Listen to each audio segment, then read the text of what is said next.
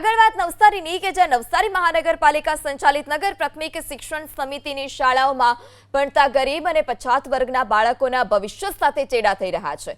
દશેરા ટેકરી વિસ્તારમાં આવેલી સરકારી શાળાને 2 વર્ષ પહેલા તો તોડી પાડવામાં આવી, પરંતુ આજ દિન સુધી નવી શાળાનું નિર્માણ કાર્ય નથી થઈ શક્યું, જેને કારણે 250 થી વધારે માસૂમ વિદ્યાર્થીઓ 2 કિલોમીટર સુધી अन्य शाळाए जवा माटे मजबूर बन्या छे।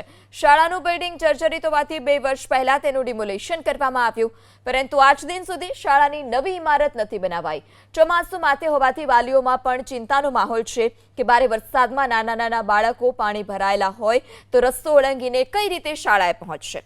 બીજી તરફ શિક્ષણ સમિતિના સત્તાધીશો હજી સુધી એ જ નક્કી નથી કરી શક્યા કે આ ગરીબ બાળકો માટે વૈકલ્પિક વ્યવસ્થા રૂપે નજીકમાં કઈ જગ્યાએ વર્ગો શરૂ કરવા। સમગ્ર મામલે મનપાના અધિકારીએ ગોળ જવાબ આપ્યો।